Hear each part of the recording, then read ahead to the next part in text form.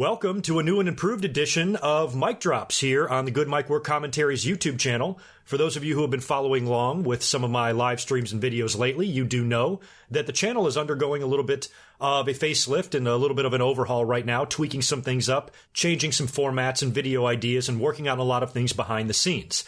And one of the things that I planned on changing up and tweaking was this Mic Drop segment, which was previously being used to upload excerpts from previous commentaries, videos, live streams, or whatever. Kind of like the way TV Tracks was featuring my content for a while there before he stopped doing YouTube.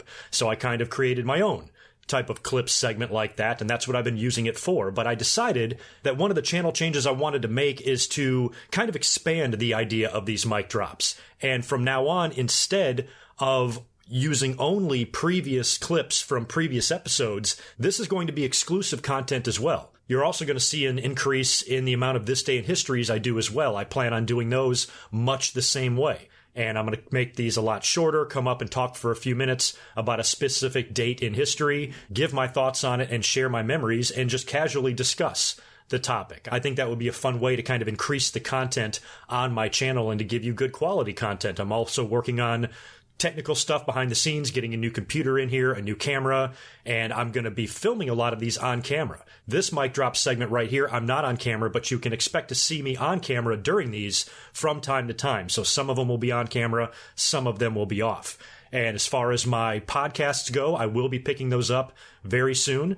Until then, you're just going to get live streams and mic drops in This Day in Histories. But the podcasts, the weekly podcasts, will likely be coming back, but those are going to be tweaked up as well. And you'll see those reappear. And I'm probably going to do a lot of those on camera as well. Not necessarily live streams, just on camera. Just kind of want to change up my format and give this channel a more polished of a look and really make a heavy push here in 2019 to grow the channel. That's kind of the whole point. But as far as this particular topic that I'm going to discuss tonight, I thought the perfect way to kind of relaunch this new mic drop segment is to talk about the launch of All Elite Wrestling and their huge Double or Nothing pay-per-view that took place this past Saturday. Now, I was up here on Saturday live reacting to the entire pay-per-view. It ended up getting taken down. I did not show the screen, but the microphone was really close to the speaker. A lot of audio got picked up, and All Elite Wrestling pulled it down. But no big deal. I usually unlist my live streams anyway, so I wasn't too mad about that. It just kind of sucks. I have a lot of opinions on Double or Nothing, on All Elite Wrestling, and this now war that they have going on with WWE. There was definitely shots fired at Double or Nothing, and there was one small shot back on Monday Night Raw that we saw on Monday with Sami Zayn. So I'm going to kind of talk about a few things in general, the success of the pay-per-view, what I think the future might hold for All Elite Wrestling, what the status of Renee Young is, because there's a lot of chatter going on about Renee Young right now in WWE, and I want to offer my opinions on that, and basically just talk about this glorious time that may be upon us here now that All Elite Wrestling exists and is about to launch on cable here in a couple of months on TNT. I also have a lot of opinions on the way the fans are acting, fans on both sides. I think fans on the WWE side and All Elite Wrestling side are being equally as stupid to where they're creating this like black hole of stupid. And I offered some pretty passionate comments about that on Saturday and uploaded that clip onto YouTube. I will link that right in the top right-hand corner there. So I invite you to check out that video first if you want to hear my opinions and how the fans are acting and how I don't understand why fans feel like sides need to be taken. And I think both sides need to wake the hell up and understand that competition benefits us as wrestling fans the most. So I gave my opinion on all of that in yesterday's quick little clip, so check that out. As far as today goes, we're basically going to talk about the war that may or may not exist now between WWE and All Elite Wrestling. Now, on Double or Nothing, which, again, I want to say I thought was a fantastic show, it was not perfect. And if you're comparing it to a lot of pay-per-views that WWE has had, WWE's had plenty of pay-per-views that have been better than this, but don't forget they also have a 60-year head start. So for a company's very first pay-per-view like this, I thought was a home run. I thought the production was off the hook. I thought you could definitely tell that there was money behind this project. Same thing with all of the StarCast festivities. I was watching all of those Being the Elite shows on YouTube and catching a lot of videos on social media and YouTube from the StarCast convention, which I really wish I would have been able to go to because I live so close to Vegas. But I just got back from Hawaii less than a month ago, and it would have been really tough to pull that vacation off. So I didn't even try to go, but now I wish I did because it looked like everybody had a fucking blast. And it was some top-notch shit. It was high quality all the way around there. And the production of the pay-per-view I thought was great. I thought the matches were all good. Granted, there was a few because I'm not that versed in independent wrestling. I watch enough of it to know who all the big names are, and I was probably familiar with about 80% of the card. But for the most part, overall, I thoroughly enjoyed that night of wrestling. Very cool to hear JR on commentary as well. We had a lot of special moments on that pay-per-view. I did not expect Cody Rhodes and Dustin to have a performance like that. I mean, it was disturbing with the amount of blood that Dustin lost, and I argue that it was too much. I mean, he bled like Eddie Guerrero did in that match with JBL. It was bad. I'm perfectly fine with the blood. I just don't think it needed to be that much. I think he could have bled only 1/4 that amount, and the match would still have been just as memorable. There was a few moments there where all of us were legitimately concerned about a 50-year-old Dustin Rhodes. But man, was the match good. And it was such a big, like, F you to WWE, like you had this in your hands, in your lap. You had a chance to do this on your own TV show. But they completely dropped the ball with everything they tried to do with these Rhodes brothers. And here they are on this pay-per-view, tearing the fucking house down, pretty much for an audience of one. Their dad, Dusty Rhodes, who was my very first ever memory of professional wrestling. Told the story many times. 2 or 3 years old, looking at wrestling magazines, and I see the pictures from the series of matches that Dusty had with superstar Billy Graham in Madison Square Garden for the WWF title, way back in the day. They had like 3 of them. And that's the first time I ever in my life remember seeing professional wrestling and realizing it was a thing. So it was special for me too as a fan. I thought they told a great story. It was emotional, great moment. It was what we expected it to be. We knew that match was going to be a tribute to Dusty. I just did not expect it to be that dramatic. That was fucking great. The Battle Royal was fun. I thought it was a smart move having Paige win that, considering he kind of got dicked over in his match with Pac, and that match didn't happen. They did do the match. You can find that online. I think it is on All Elite's page.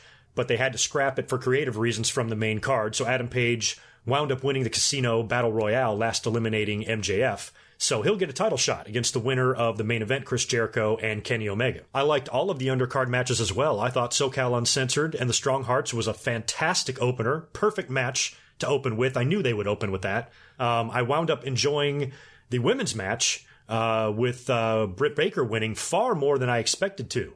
And it was really cool to see Brandy Rhodes come out there. She's kind of playing the role of Stephanie. And she kind of trolled everybody, made it look like she was going to enter the match. And instead introduced Awesome Kong. She kind of pulled a New Day from WrestleMania 33 when they brought out the Hardy Boys. Kind of reminded me of that. I absolutely loved the Young Bucks and the Lucha Brothers match. One of my favorite Young Bucks matches in recent memory, at least in the last few months. I thought that was great, and that exceeded my expectations as well. For some reason in my head, I wasn't expecting this to be a show stealer, and not that it was. It was just better than I kind of thought it would be in my head, and it was a long match too. I don't know what the official time on it was. Felt like a solid 25 minutes, though. And the Young Bucks retained the AAA tag titles, and I loved it. And then, of course, the main event, it wasn't as good as maybe their first bout. The finish even kind of seemed like it came out of nowhere. Jericho's got this new back elbow thing that he's doing, and he nails Omega with that and gets the pin and wins, setting up a match with Jericho and Adam Page for the brand new All Elite World Championship, which incidentally, I should bring that up before I talk about what happens at the end. Bret Hart, a guest at Double or Nothing, and his job was to get this unveil the new AEW World Heavyweight Championship belt. Now, this is one of the parts of the pay-per-view that I did not enjoy. I felt like they dropped the ball on this. This was a really bad segment. I thought it was kind of all over the place. Bret Hart was out there trying to cut a promo, trying to talk about this belt. I feel like they botched this just as bad as Mick Foley botched the unveiling of the 24/7 title. But I thought the belt itself was nice. I know a lot of fans have mixed feelings on the belt. Some people think it's ugly or this and that. I don't know. I definitely don't hate the belt. Maybe it's not the greatest belt I've ever seen or something like that. It's no winged eagle, but I like it. It's kind of different than what we see right now. I definitely like the style of it. It's very old school. It's got a few traces of the IWGP titles with the way the AEW letters are kind of in the middle like that. It's sort of the shape of it sort of resembles some of the older school belts. Maybe not necessarily the AWA because that had a big faceplate, but maybe even something you'd see in Stampede Wrestling. You know, just an old belt like that. I'm trying to think of a specific belt that was kind of shaped that way. But I liked that it was really covered in the plates, the silver plates or whatever. It looks more silver than gold. And I think it looks nice. I'll give it my stamp of approval. I definitely like the belt more than I hate it. And I will be interested to hear what you guys think as well. But now that that belt is going to be decided soon when Jericho faces Adam Page. Now, I don't know when specifically this match is going to happen. I'm assuming it's going to happen at All Out. But there's a couple of shows on the calendar for All Elite before then, I believe. So I'm not really sure what the plans are. I don't think anything has been announced yet.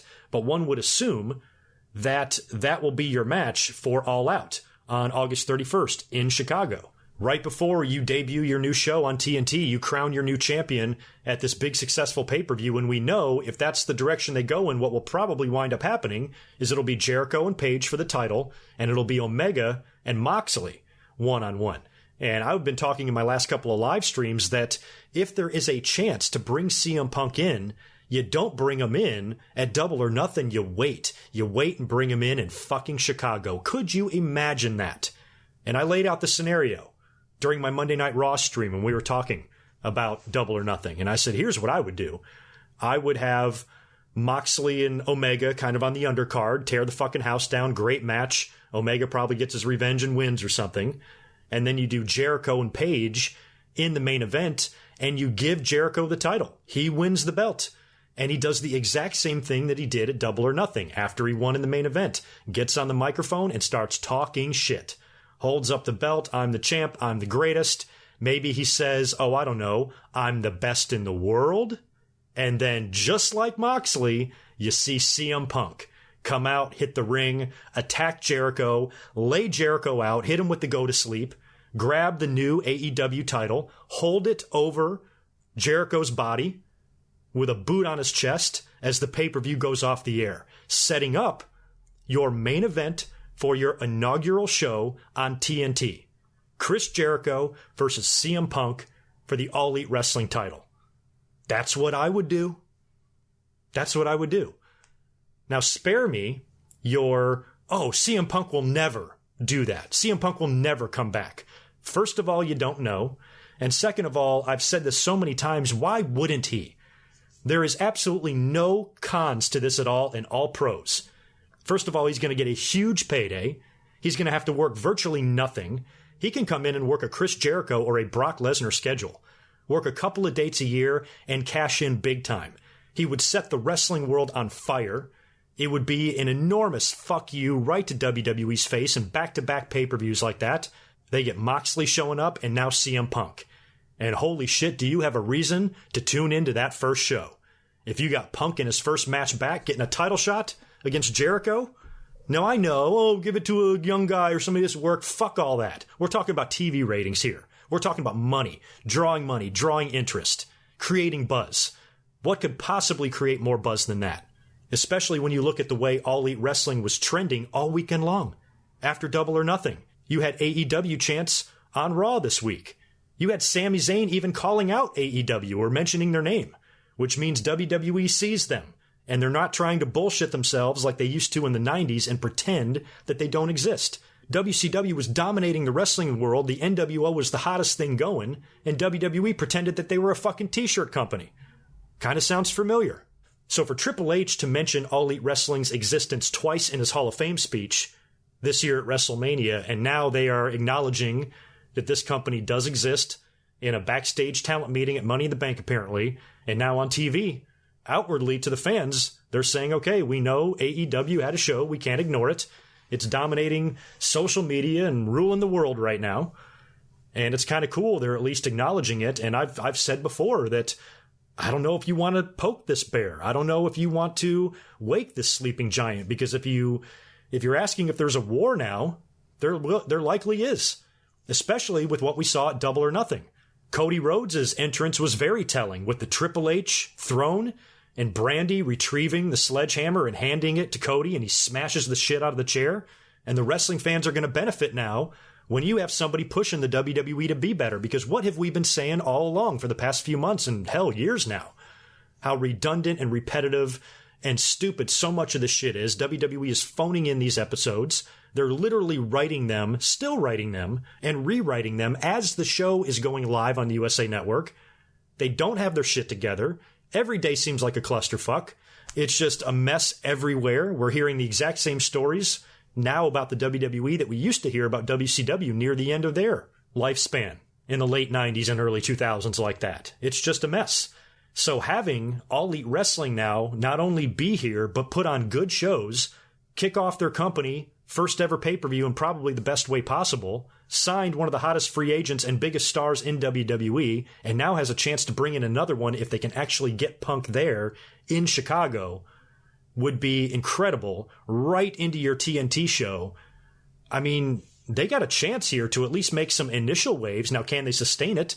They can make all the noise they want for 6 months, but are they going to be creating that same interest 3 years from now, 5 years from now? That's what remains to be seen. And I think the fans get way ahead of themselves on both sides when a WWE fan says, oh, All Elite Wrestling has no chance. They're not going to be successful. They're going to be WCW 2.0 or TNA 2.0. Bitch, how do you fucking know? They've had one pay-per-view, and so far it was a pretty damn good one. You can't judge them yet unless you're a biased asshole. And on the other side of that coin, the All Elite Wrestling fans can't do the same thing. You can't anoint them the king, put a crown on their head, and say they're the new number one now. WWE is fucked. They're going to go out of business. That's equally as stupid as the WWE fan on the other side. So I think everybody needs to grow up and appreciate that we have competition now. Or at least it's looking like we're going to have competition. And at least for the immediate future, we are going to have competition because All Elite Wrestling's making some waves. They had a great first inaugural show. WWE is acknowledging their existence. They're firing shots at WWE right off the bat at Double or Nothing. We've got competition now, and that's going to make WWE better. And hell, we get to have another great pay-per-view again. In just a couple of days, NXT Takeover this Saturday, June 1st. I'll be up here live reacting to the whole thing, so come join me. That's going to be a great night of wrestling as well. And for all of these knuckle-dragging morons that want WWE to go out of business, no, you don't. Do you know how much great talent is on the roster on Raw and SmackDown? I know the writing and creative sucks, but there's some great wrestlers over there. And there's a hell of a lot of good talent in NXT. These takeover shows are off the hook. You want takeovers to go away? Because if WWE goes out of business, so does NXT. And I think if WWE wants to hit back, all they have to do is provide us with the same quality NXT takeover shows that we are used to, and they're going to give us just as equally a good a night of wrestling as All Elite Wrestling did this past Saturday. So for wrestling fans, it's a great time to be alive, is it not?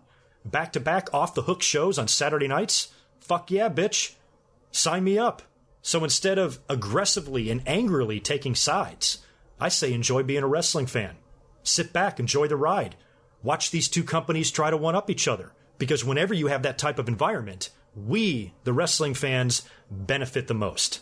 And I'm going to go out on a limb here and say WWE actually welcomes this healthy competition. I know that they're petty.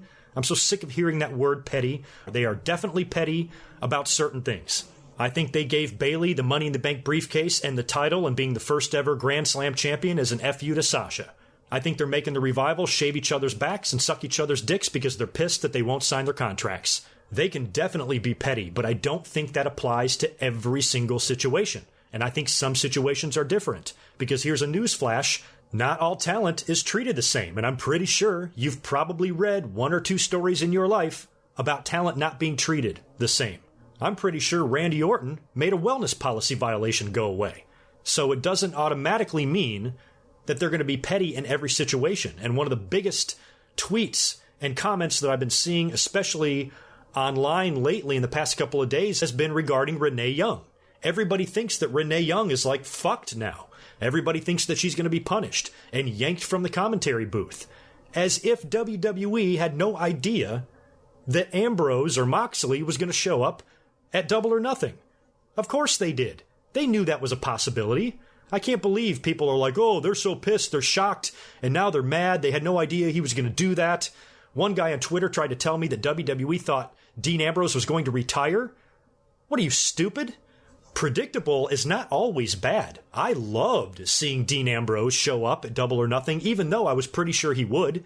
You want to have your first show start off with a bang, right? You want to make a splash. He was really the only way to do it. He's free and clear. He can sign with anybody and do whatever he wants. Why wouldn't he show up there? And he did. So I wasn't shocked by it, but it was awesome to see. I'm marked out like a motherfucker over it.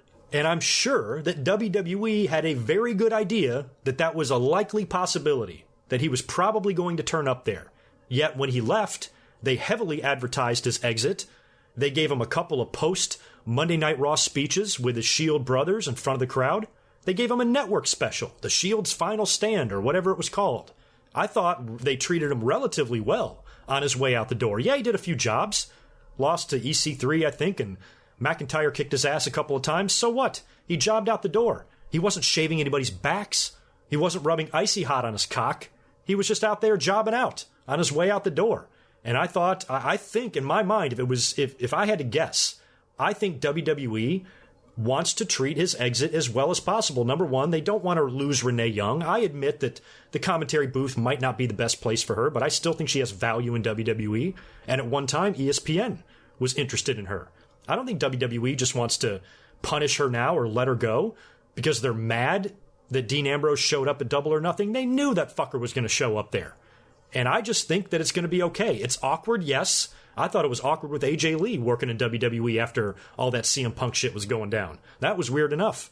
Now you're doing it with Renee and Moxley, but like I said, I don't think Dean Ambrose left under bad terms. I think it was relatively professional. I'm sure WWE desperately wanted him to stay. But just like Scott Hall and Kevin Nash leaving, they stayed cool with Vince. Vince was pissed. Vince was heartbroken they left, but he understood it's business. And plus, the Shield is such a big part of WWE's modern history, their recent history. The Shield is such a big part of that. I know WWE hates to lose Dean, and I also don't think they want to put themselves in a situation where they have a bad relationship with him, which means they kind of have to avoid talking about the Shield and basically like pretend the history of the Shield doesn't exist, which they've had to do before when other guys have left. I think this way they don't have to ignore the past of the Shield and the history of the Shield, and a few years down the road, they probably want to leave the door open for a return. We'd love to have you back. Good luck. We wish you luck. Hope you'll come home one day. Because I promise you this, if you think you will never see Seth, Roman, and Dean in the same ring again, you are crazy. It will happen. But I actually think in this case, the fans have this one wrong. I don't think WWE is going to be spiteful towards Renee Young. I'm sure they're not happy with Dean being there and all of that. But all of this pettiness that we see from WWE from time to time with certain guys, it's of my opinion that we're not going to see that with Dean Ambrose. I think WWE is going to swallow it and accept it, and they might take some shots at Dean from time to time, which would really just be all in good fun in the spirit of the wars. Nothing too personal. Aside from something like that, I don't think WWE is going to be their spiteful selves when it comes to this Dean Ambrose situation. Don't forget this guy's friends with a ton of guys in the company, including Vince McMahon's boy. Remember? Roman Reigns. Roman and Dean are homies.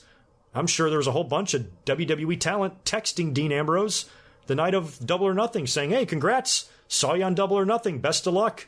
That was cool. I'm sure all the top stars, many of them champions, were texting that very same man. So it's a weird conflict of interest. He's got homies there, he's got friends there, and he has a spouse there. I wonder if Renee can bring him to work and then Dean can just be hanging out and catering. I don't know how that works. I guess he's probably not allowed to enter the premises being under contract at All Elite, but it is kind of a weird dynamic that you have spouses working for other companies now. Britt Baker, incidentally, I think is dating who? Adam Cole, right? And I forgot who else. There might be some other crossovers there. At the end of the day, we've got competition now. I'm excited for the future, and I just want to see what it does. I want to watch these two companies bring out the best in each other. That's all I fucking want, and I really wish that's all the fans would want either. So anyway, this went way longer than I expected. Most of these mic drops going forward are not going to be this long, but since this was the first one, I did a little bit more rambling than I planned to on this segment in the future. But anyway, leave me all your comments on All Elite Wrestling below. Don't forget to like, subscribe, all that bullshit. I'll catch you soon. Peace.